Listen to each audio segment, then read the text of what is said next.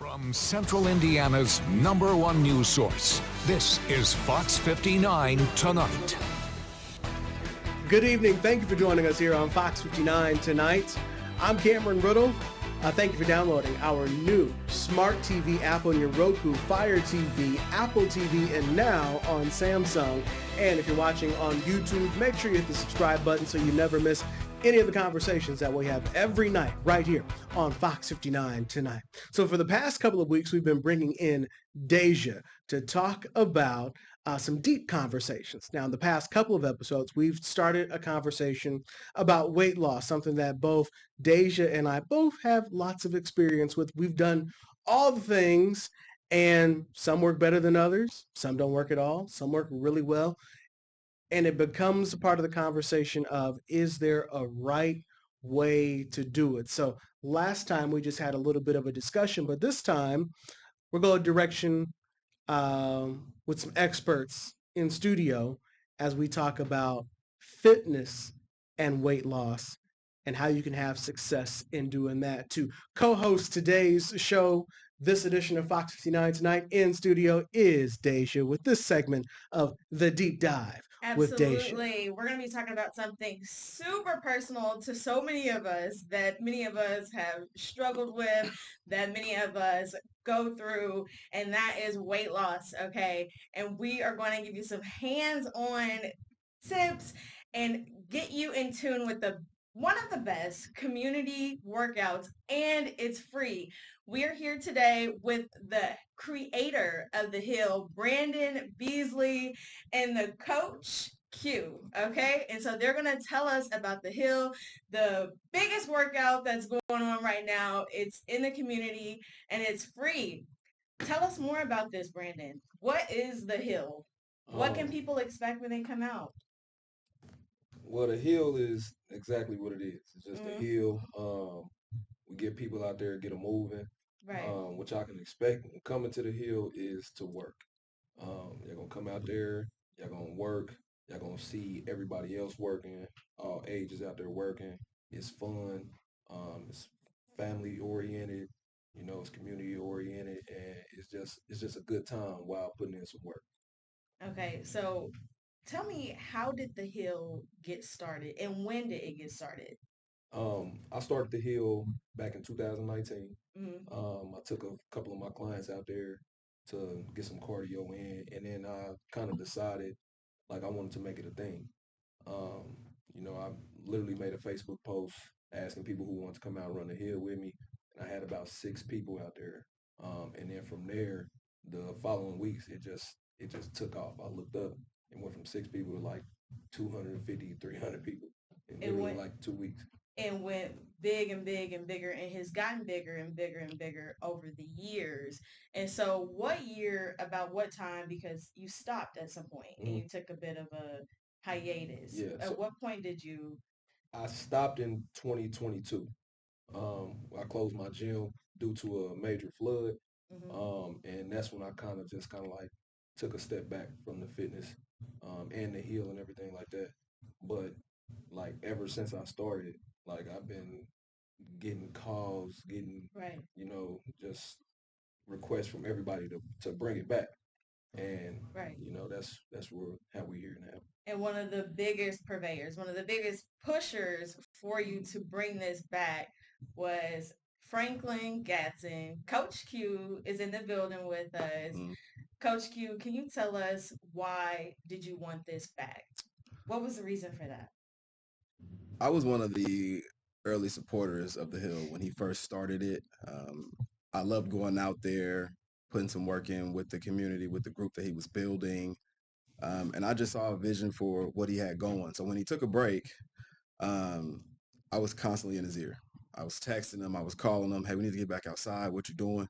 Let's go do this. Let's go do that. And this was just the right time, and it finally clicked. I was home for the summer. He was home for the summer. And after probably about the 5th call and the 10th text, he was like, all right, let's do it. And right after he said, let's do it, that same week, we announced it, we launched it, and we've been running ever since. You've been running ever since. Okay, so tell me, when people show up, what does a workout look like? if I'm coming to the hill and you said it's on Monday and Thursday, right? Mhm. If I'm coming to the hill, what can I expect for a workout? So what a normal workout at the hill looks like is we're going to work for 50 minutes. 50 minutes means if you say that you're going to do 20 reps, that's up and down the hill is one, and you do 20 of those in 30 minutes, I'm so proud of you, but you undershot your goal. You still have 20 minutes to work, right? So it's not about a rep goal. I want you there for the full 50 minutes. In the middle of that 50 minutes, we take a 3 to 5 minute break down at the bottom of the hill to get a little bit of recovery, but it is an active recovery. We do 3 45-second interval exercises there. Those could be lunges, those could be burpees, those could be jump squats, those could be jumping jacks, those could be planks. And right after we finish those 3 workouts, we're right back on the hill. So it's just a little bit of a split from the hill, but we're not letting you relax. We're keeping you locked in the zone. And then we go ahead and finish out that last 20 or so minutes on the hill. So we're looking at some video of you guys on the hill. This is on the Instagram page. You have a lot of people who are coming out. How did this go from just a conversation to this with all these people? Massive amounts. So we kind of, well, I mean, Frank and I, we both knew, just from previous years how it was going to pick back up. Like we started it back up on Father's Day. Mm-hmm. Father's Day was the first, run, and to that month of June was mental health awareness for men. So we kind of surrounded the runs with that. We had speakers coming out, talking before the run, and like it was small group, probably about 30, 40 people that first time. And like we would just have conversation after conversation because we knew that it was going to pick back up to where it is now. So it wasn't a doubt in my mind. Like we always said, it's only a matter of time before everybody starts coming back out here, before the masses are back out here, before the parking lot is full. People trying to find a spot to park. You got people parking on the grass. Like it's just back to where it was now. And I think the reason that people come back is the hill is truly a community. Yeah. Like the energy out there is unmatched. Like you find somebody that you've never met before and you're supporting them to get up and down that hill. I've seen people grab people by the hand, pull them up the hill. The kids are out there running up and down the hill. Like I said, my mother is out there up and down the hill. My grandmother's been out there up and down the hill. So um, it's that energy, it keeps bringing people back. I believe if you come once, you're going to come twice, and then you're locked in.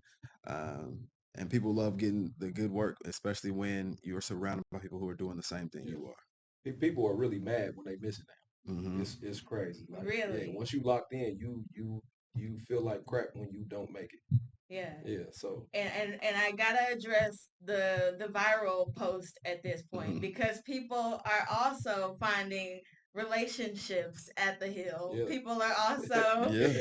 dating. So if you can't find your person, I know we talked about dating in one segment. This is an opportunity for you, and maybe that'll be the motivation yeah.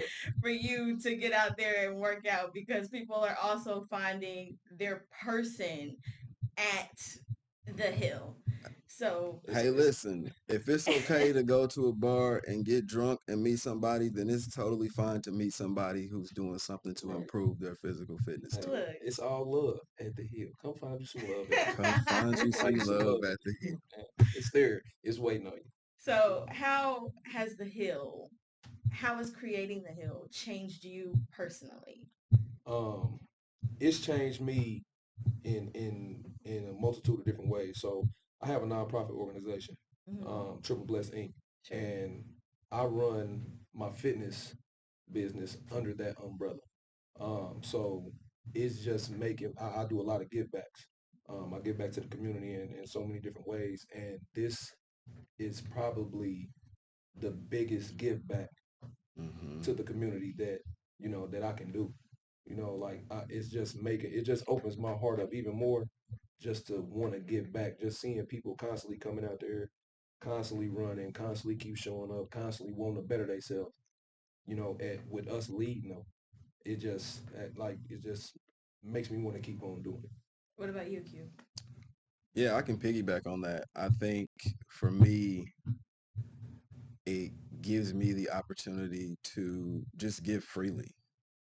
Like we said, the hill is totally free, and whether 50 people show up or 5 people show up, we're going to be there. That is something that we have enjoyed doing. The community not only um, follows us, but we feed off of the community, right? I know that a few people are going to show up, and at this point, I can count probably about 50 or 60 people that I know are going to make both days, and I know that if they're going to be there, then I'm going to be there. So it has made me appreciate sharing and giving away this gift that we have so freely. Like it's just because they respond to it, um, and it's helping a lot of people. So it makes me feel really good to do that. And just like picking up on that again, well, like you asked about what it's like, how does it change? It's like fitness is expensive. Very expensive. Fitness is expensive. I've gone to some very highly expensive Right. gyms, $200 a month. Right. And that's low. That's low. And that's low. Yeah, that's low. Really. So fitness is expensive. So if we able to provide this for people at zero cost, like people don't even realize how, like as trainers, mind works. Like we're giving it to them at free of cost, just seeing them come out there and run. They not even realize that they are defeating something that's in our community, and I say that like with like the major diseases that's in the Black community.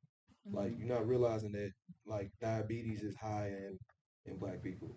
You know, heart disease is high in Black people. High cholesterol, all that stuff is high in Black people, and just them coming out there, that's not in their mental. That you are attacking that, like helping decrease that within all these people out here. And y'all, like it's that those are the things that I think about when I just provide this. When we provide this free, workout, we are, helping people like make that risk go down. So I think I know the answer to this, but why do you give this service for free? For those exact reasons. Like for those exact reasons, because I love my people. I'm from the city. I'm from like one of those underprivileged, underrepresented neighborhoods. I grew up in the area of 46218, born and raised there. That's where I do most of my community work at, but I provide it all over the city. But it's reasons like that where, like us in those communities, we don't have those resources Right. to be able to afford like good training and being able to get with a trainer and with fitness at the prices of, I mean, life right now, life high right now. So if like training somebody that's a trainer, that's a job. So that's how they got to make their money. So if I'm able to create just this part right here free of cost, then let's do it. And like somebody like Franklin, he's right on board with it. So that's why I'm kind of glad that I don't get bullied. But I'm kind of glad that he bullied me into bringing it back because I truly did miss it. I truly did miss it, seeing everybody out there bettering themselves. At the end of the day, that's what it's about. Just seeing everybody out there wanting to better themselves. Like it's addictive. It really is. For sure. What else? Because you're so passionate about this. I can hear it in your voice. I can see it in your face. What else does Triple Blessed Inc. do? What is under the window of your nonprofit organization? So we are a nonprofit right here from the city, grassroots.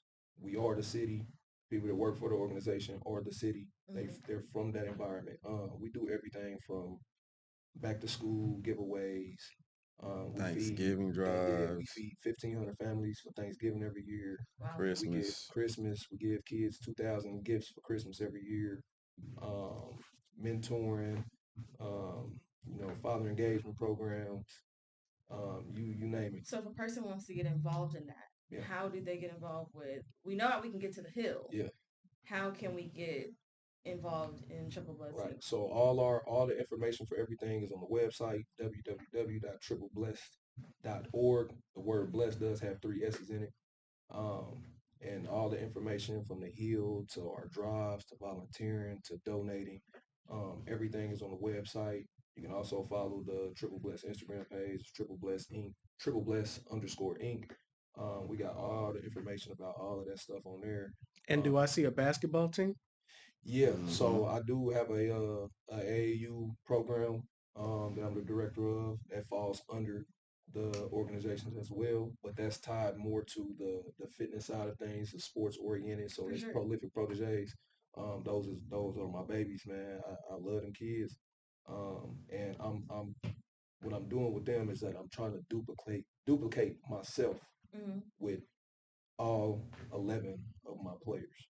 So I'm trying to create a whole bunch of little me's as far as Yeah. the basketball because I play AAU basketball.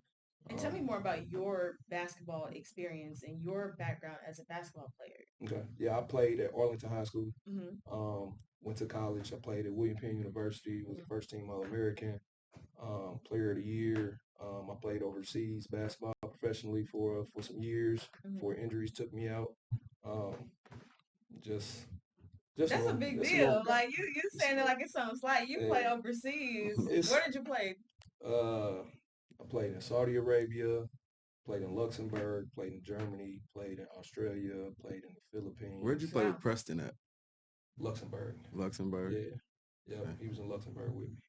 Okay, So so I've been some places, did some so things. people are being taught at the Hill for free by a professional athlete. So there you go, or a former professional athlete. So tell me, because this morning it was a little nippy to me this morning, and it's getting colder. Yeah. And what happens with the Hill as we move into fall, as we move into the winter season? Is the Hill just a summer and fall kind of program, or what happens beyond that? So in previous years, we would transition from the hill to working out with me in my facility. Okay. But I did not have a facility for the past 3 years because I Mhm. closed mine in 2022 due to a flood, like I had mentioned. But I am we are in the midst of finding a new location and, getting a new gym for everybody. Um, Man, and I you heard that here first too. yeah, You just nobody knows that. you just got the Absolutely. drop We Yeah, right got an here. yeah, exclusive. You hear nobody, that, You got Cam? the yeah, drop right nobody here. knows that, man. So I think Franklin is the perfect person to do it with. Hmm. I got the like you said, he got respect for me. I got the utmost respect for Franklin, man. He takes it Absolutely. serious, man. Like he leads the hill. Like he takes it on, and I let bro go. Hmm. I like he always asks me, "Do I got anything to say?" You got it. Go ahead, do your thing. I love seeing him flourishing in this set and everything like that. And I'm following his lead. Yeah, Like because yeah, I created it and everything like that. But when you got somebody like him working with you and doing this, like why would I hold him back? No, go ahead. I tell him all the time, go ahead, do your thing. we have to celebrate Q for a lot of Nah, reasons, especially today, because today is his birthday. Happy birthday. Yes, sir. thank you, Yes, thank sir. you, Happy Yes, sir. thank I you. thought you was birthday. gonna bring a cake out or something. Well, the Hill is the gift. The Hill Yes, is yes, absolutely the gift, and you yes. are apparently a big gift to the Hill. But you also coach outside of the Hill, and you have an online coaching experience. Hmm. So, how can people get involved with your online coaching? Yeah, all of my online coaching is pretty much set up through an app that I use. So, I've got a schedule on my Instagram. Yeah, that's Q. Yeah, that's underscore Q. I've got a calendar on there. I go through just the same type of orientation that you would go through if we were in person. Mhm. Helps me set up the type of workouts that you need personally for your goals. And from there, it's all set up through my app. It gives me a lot more reach. I train people in California. I work with people in Florida, New York. So having the ability to reach so many different people in such a short amount of time and not having to be anywhere has really helped me be able to help a lot more different people along that journey. Absolutely. That's incredible. So we've been talking about the different ways that you can lose weight loss via the shots, different diets, working out. You guys are fitness trainers, Hmm. so I would think that you would say that physical fitness is the best way to work out. Is it? Is it the best way? Let me rephrase that. Is it the best way to lose weight? I believe so. I think that it is a journey that you have to go through There are rough spots that you have to get through. There are easy spots. But I think the most important part of the physical fitness journey, weight loss, weight gain, recovery, whatever it is the mental strength that you gain from working through that. Mm-hmm. If you take a shortcut to something and you don't have to work for it, I think mentally you just don't appreciate it as much.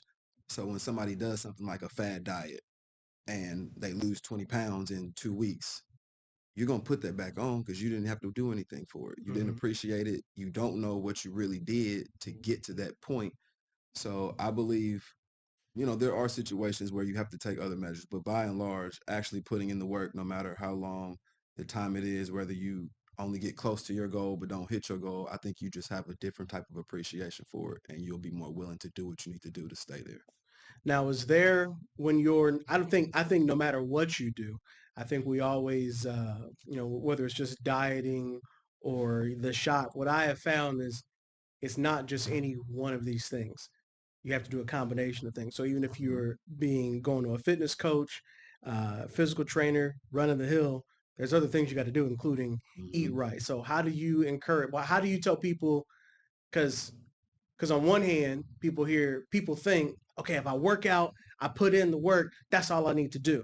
But you also have to eat right. How do you explain that yes, it is important to come be physically involved, but this isn't the end all be all? I think that's the part that costs. Yeah. Yeah. For me, when you work with me, I'm very involved. Like I got big energy. I'm in your business. If you come to the hill, I have a megaphone. You're gonna hear me every chance that you get. And I think that I work with my clients the same way, and that's how people appreciate me. Once you tell me that you want to do something, I'm gonna push you to do it.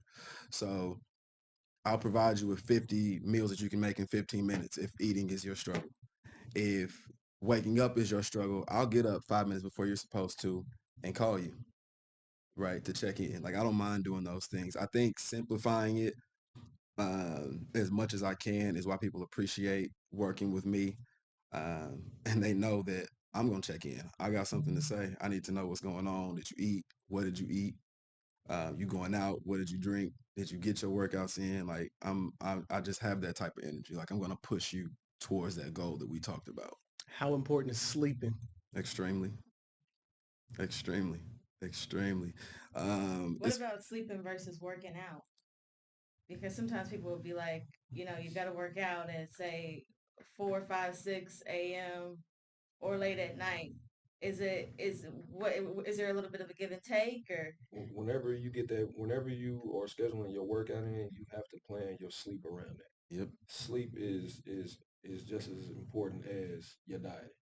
You got to have the adequate amount of sleep for your body to rest and recover, and rest is where you get your gains. So you have to plan your sleep around whenever it is you're working out. Like you said, some people want to work out early. You got to make sure that you get the right amount of sleep before, like when you're going to sleep at the night before, to be able to get up early. Or if you're working out late at night, you got to make sure that you had enough rest during the day to be able to get that late night workout in. How often do you recommend that people work out? I want people to move. Everybody, just general population, move your body 3 times a week. That's just before anything. That's going for a walk. That's getting on a bike. That's going to the park and sitting in a swing and swinging like that. I just want you to spend 45 minutes moving your body 3 days a week. Yeah. I don't think people realize how much you lose by not doing anything. And I say that like going back to like when we was in school, when we were younger, and just warming up in gym class, having to do 100 jumping jacks or having to do 25 to 50 push-ups and sit-ups, like doing the pacer test when we was in school and stuff like that. We jump roping. Like you don't realize how much that stuff helped when you were younger until you get a little older and you haven't did it in 10, 15 years. And you sit up and like, oh, I used to be able to jump over and you can't do 10.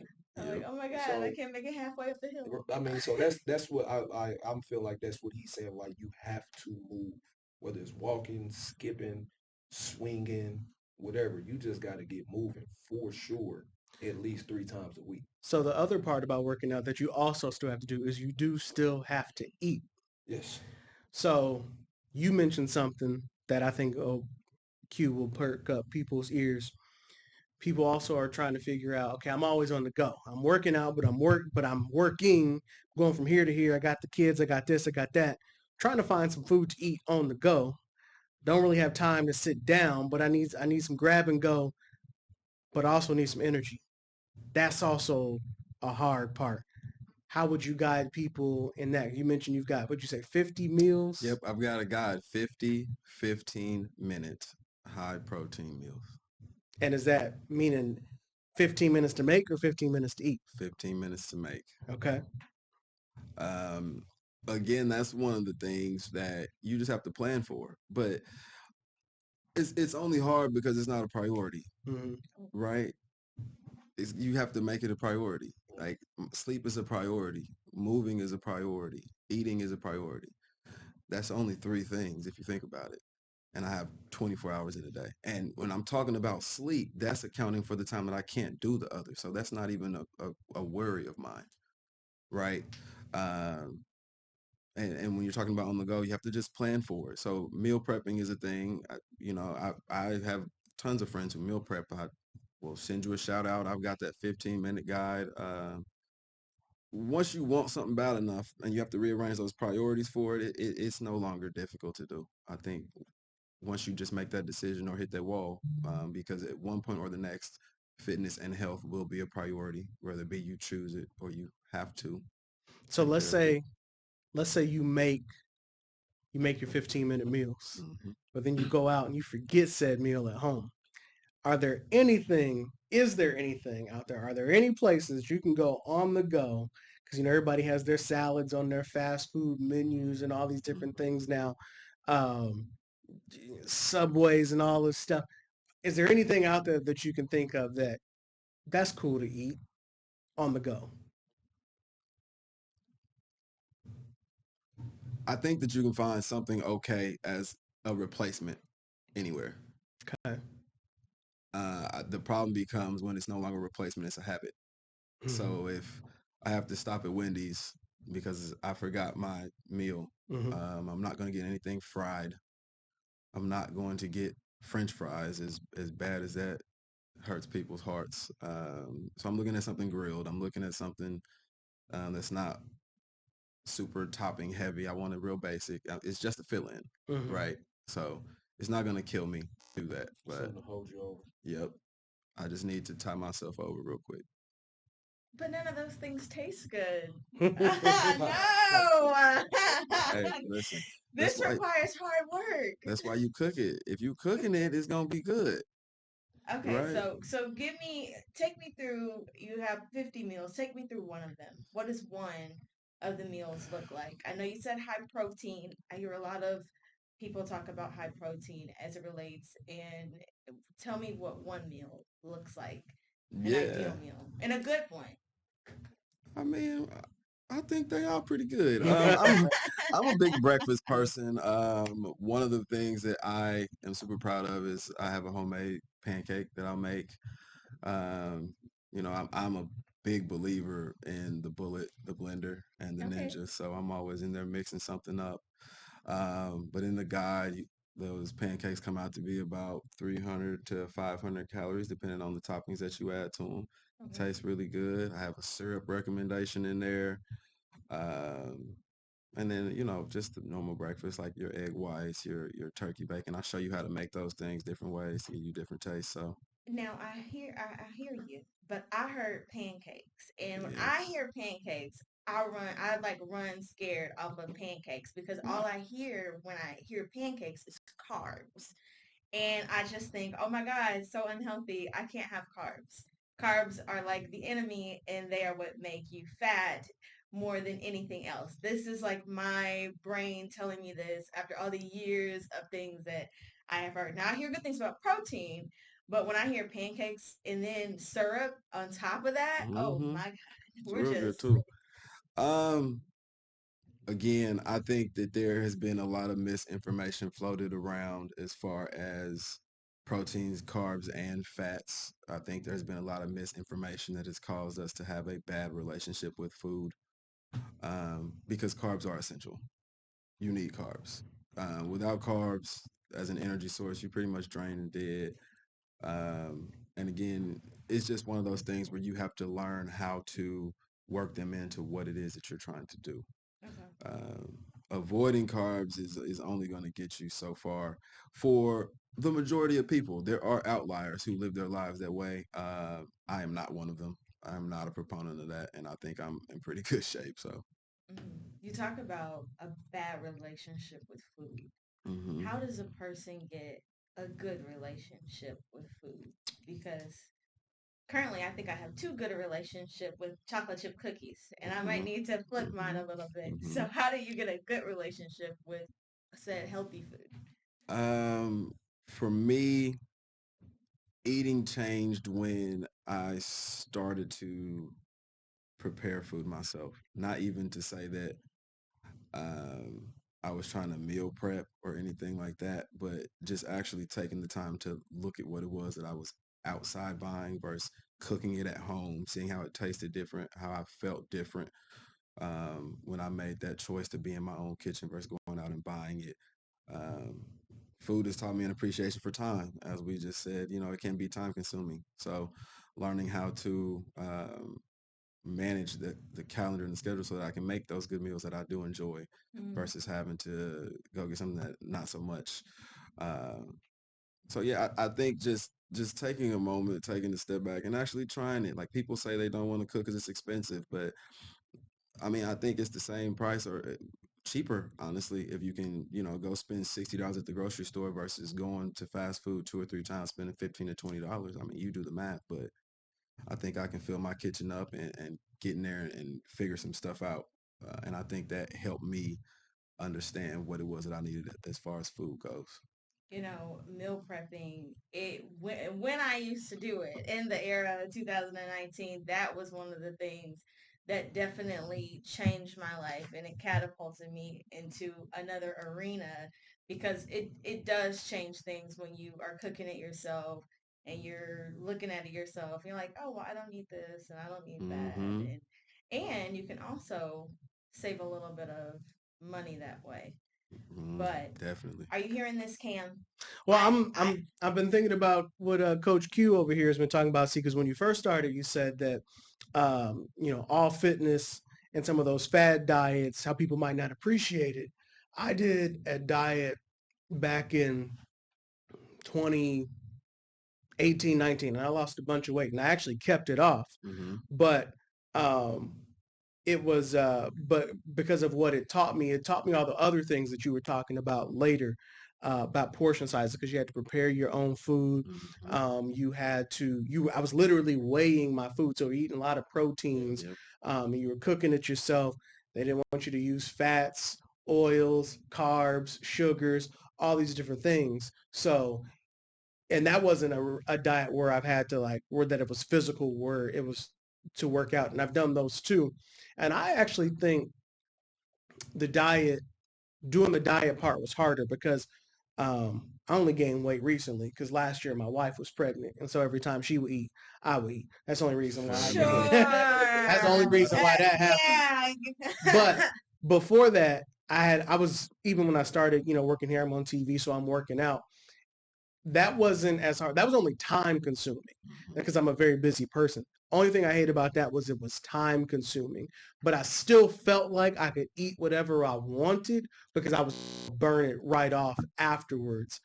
Versus when I did the diet thing, it was a very like every move was intentional of what they had me Mm-hmm. eating, not eating. I was actually paying attention to what I was eating, how we were cooking it, what we were using to cook it. So my point is, I'm just glad to hear as you were talking through how important the food part and the diet part is to when you're telling people to work out. Because like I said, I was working out and I was keeping the weight off, but I was like, man, I'm gonna eat whatever I want. Why? Because I'm about to go burn this off in the gym.